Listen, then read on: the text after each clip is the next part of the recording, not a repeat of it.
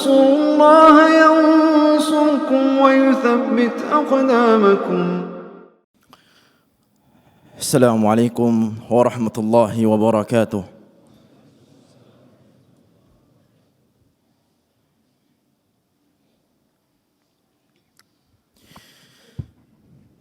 إن الحمد لله نحمده ونستعينه ونستغفره ونعوذ بالله من شرور أنفسنا ومن سيئات أعمالنا. من يهد الله فلا مضل له ومن يضلل فلا هادي له. أشهد أن لا إله إلا الله وحده لا شريك له وأشهد أن محمدا عبده ورسوله. يا أيها الذين آمنوا اتقوا الله حق تقاته ولا تموتن إلا وأنتم مسلمون. يا أيها الناس اتقوا ربكم الذي خلقكم من نفس واحدة وخلق منها زوجها وبث منهما رجالا كثيرا ونساء واتقوا الله الذي تساءلون به والأرحام إن الله كان عليكم رقيبا. يا أيها الذين آمنوا اتقوا الله وقولوا قولا سديدا يصلح لكم أعمالكم ويغفر لكم ذنوبكم ومن يطع الله ورسوله فقد فاز فوزا عظيما.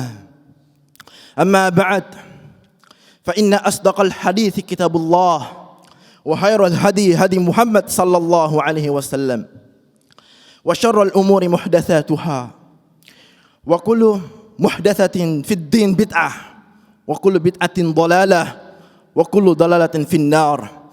Amma ba'd. Jamaah Jumat rahimakumullah, khatib ingin mewasiatkan sebuah wasiat yang dimana wasiat ini disampaikan oleh para anbiya dan seluruh khatib pada saat ini.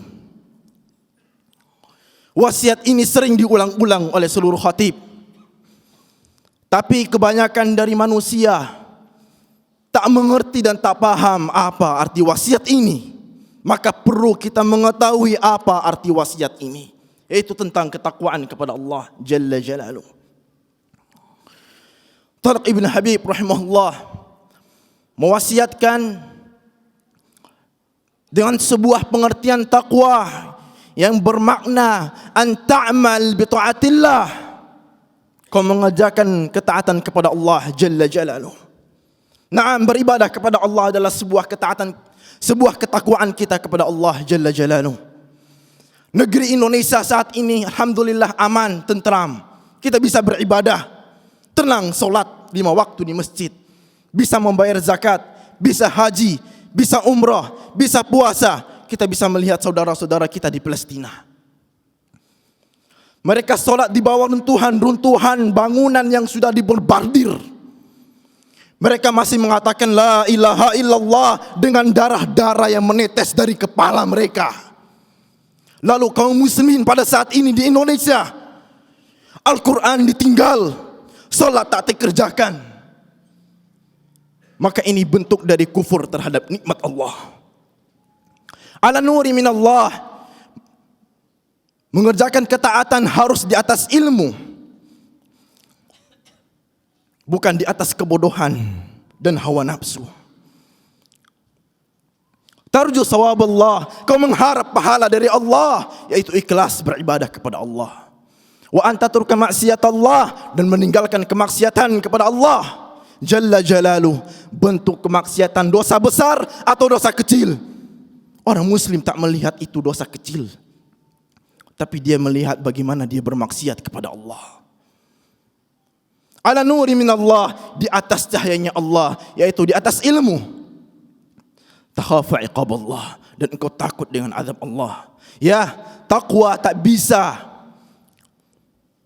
dilaksanakan oleh seorang hamba kecuali dengan dua ini: melaksanakan perintah Allah, ketaatan kepada Allah, beribadah kepada Allah di atas ilmu dan mengharap pahala darinya, dan juga meninggalkan kemaksiatan di atas ilmu dan hindar dari azab Allah Jalla Jalaluh.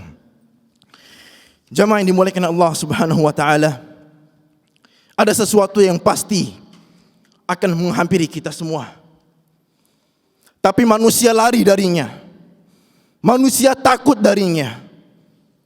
yaitu tentang kematian. Setiap hari kita mendengar fulan mati, fulan meninggal.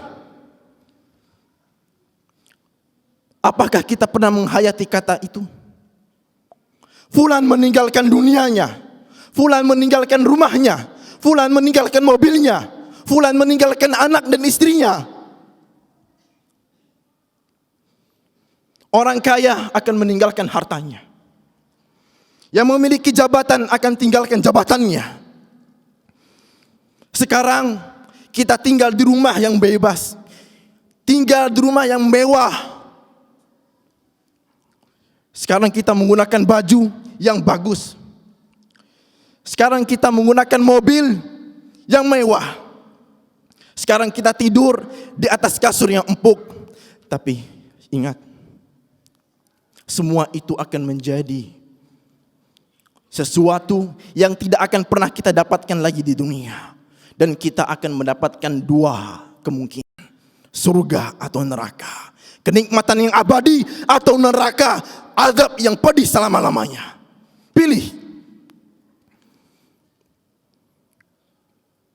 Jika seandainya kita sekarang menggunakan baju yang bagus, engkau akan menggunakan kain kafan masuk ke dalam kuburan. Jika seandainya engkau sekarang tidur di atas kasur yang empuk, engkau akan tidur di bawah tanah yang tidak ada orang di situ.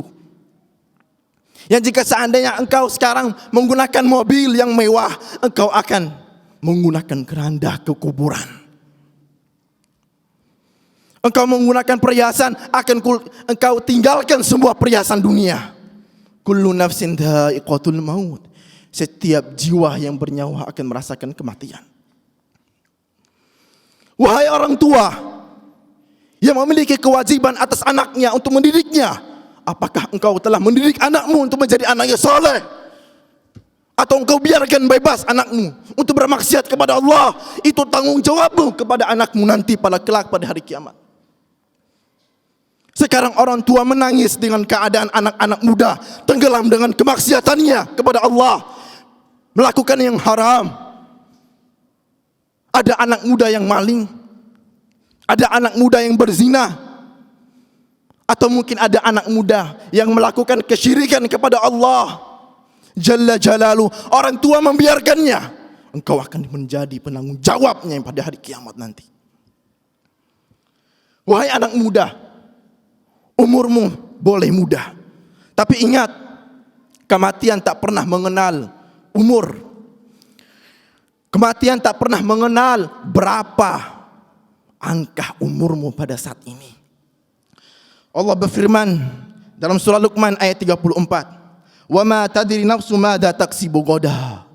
Engkau tidak akan tahu apa yang engkau akan dapatkan keesokan harinya. "Wa ma tadri nafsum bi ayyi ardin tamut." Engkau tidak tahu di mana tempat tinggalmu, tempat matimu. Wahai anak-anak muda yang meninggalkan solat, wahai anak-anak muda yang meninggalkan majelis ilmu, wahai anak-anak muda yang meninggalkan Al-Quranul Karim, kembalilah pada Allah, kembalilah pada Allah. Engkau akan mati, engkau akan mati. Tidak ada yang bisa menemanimu, teman-temanmu akan pergi semuanya. Kau akan dikuburkan. Sekarang engkau bisa di atas tanah, nanti ingat, kau akan di bawah tanah. Kau bisa sekarang ketawa sama teman-temanmu, tapi ingat, nanti engkau akan menangis di bawah kuburan nanti. Dua kemungkinan. Tidak bisa menambah amal, atau mungkin amalnya tidak ada ataupun kurang. Maka kita perlu tanyakan pada diri kita semua. Kita sering meninggalkan fulan meninggal, dia meninggalkan dunianya, tapi kita sekarang mencari dunia. Ada apa dengan diri kita? Apakah hati kita telah mati? Rabi' bin Huthaim rahimahullahu ta'ala, beliau pernah menggali kuburan di samping rumahnya. Ketika beliau ingin melakukan sebuah dosa, beliau masuk ke dalam kuburan itu, ke dalam galian kuburan itu. Lalu beliau mengatakan firman Allah, Rabbirji'un, wahai Allah, kembalikan aku di dunia. Kembalikan aku di dunia. La'alli a'malu salihan fima tarak. Semoga saja aku bisa beramal saleh yang dulu aku tinggalkan di dunia. Tidak bisa. Tidak bisa kembali setelah sudah dikuburkan dan orang-orang meninggalkan kita semua. Yang masih punya napas, tobat. Tobat. Wahai anak muda, wahai orang tua, wahai para dai-dai yang mengajak umatnya kepada kesesatan, tobat kepada Allah sebelum kematian menghampirimu. Sampai kapan kita ingin menjadi orang yang tertipu dengan dunia? Wa mal hayatud dunya illa mata'ul ghurur. Tidak ada kehidupan dunia ini melainkan tipuan segala macamnya. Aqulu qawli hadha wastaghfiru innahu huwal ghafurur rahim.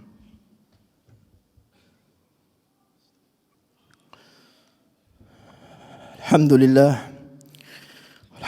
wassalatu wassalamu ala Rasulillah amma ba'd.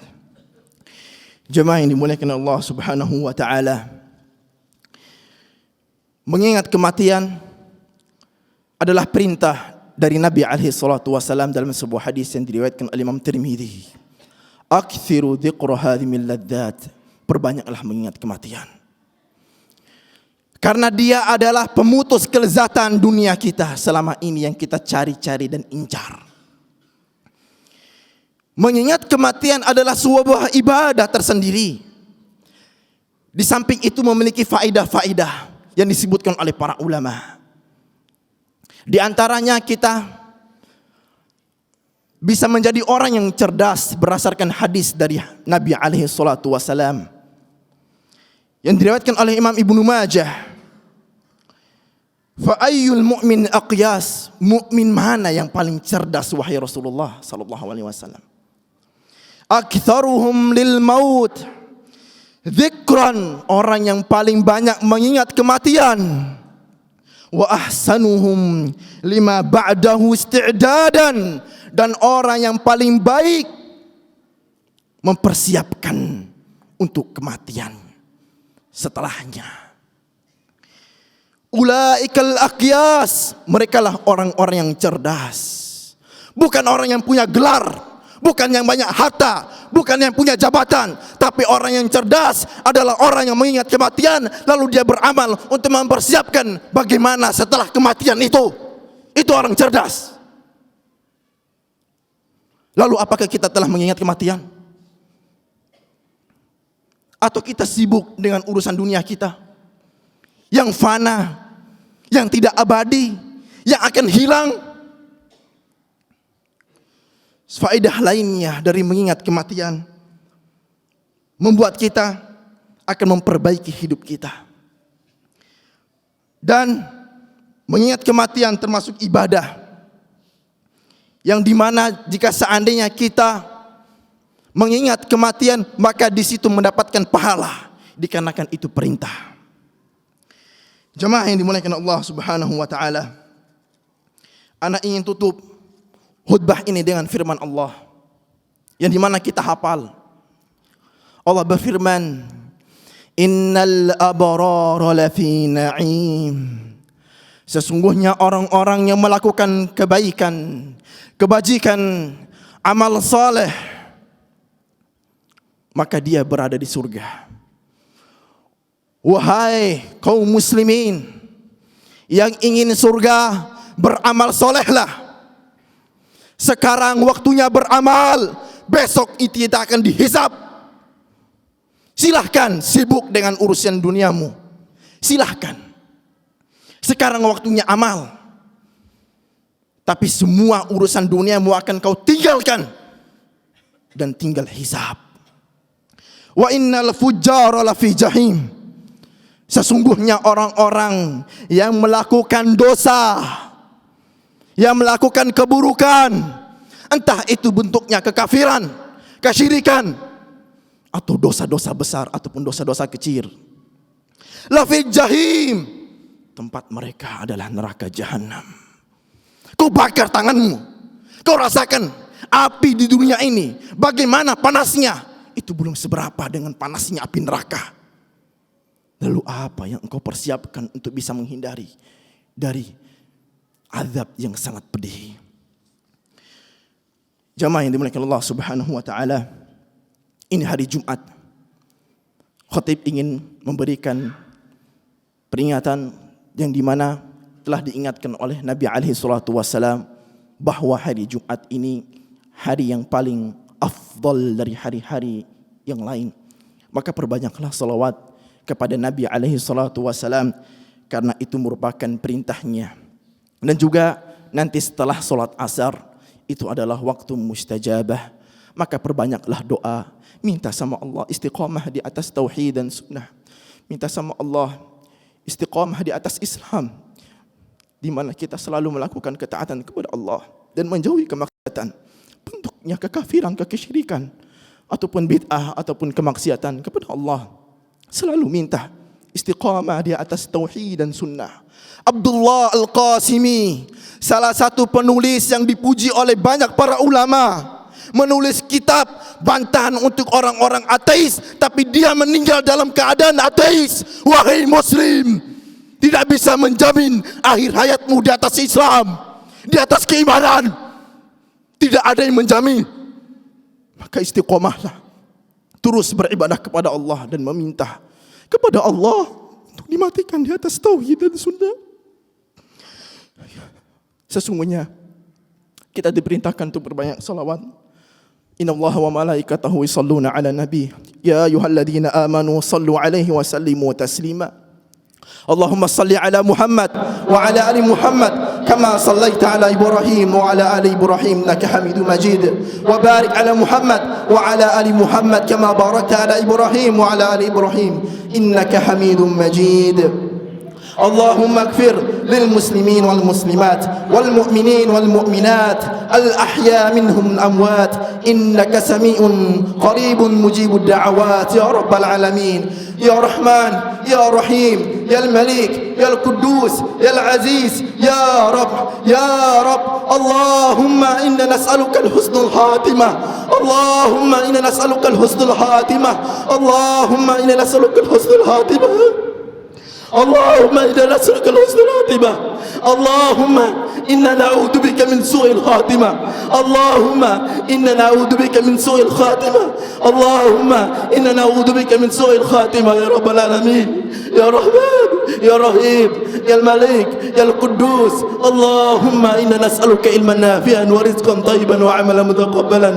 اللهم إنا نسألك علما نافعا ورزقا طيبا وعملا متقبلا. اللهم إنا نسألك علما نافعا ورزقا طيبا وعملا متقبلا يا رب العالمين. اللهم إنا نسألك الجنة فردوس، اللهم إنا نسألك الجنة فردوس، اللهم إنا نسألك الجنة فردوس. اللهم إنا نعوذ بك من عذاب جهنم ومن عذاب القبر. اللهم إنا نعوذ بك من عذاب جهنم ومن عذاب القبر. اللهم إنا نعوذ بك من عذاب القبر. يا رحمن يا رحيم يا الملك يا القدوس يا مقلب القلوب ثبت قلوبنا على طاعتك يا رب العالمين. يا مقلب القلوب ثبت قلوبنا على طاعتك يا رب العالمين. يا مقلب القلوب ثبت قلوبنا على طاعتك يا رب العالمين. ربنا آتنا في الدنيا حسنة وفي الآخرة حسنة وقنا عذاب النار. ربنا آتنا في الدنيا حسنة وفي الآخرة حسنة وقنا عذاب النار. وآخر دعوانا الحمد لله رب العالمين.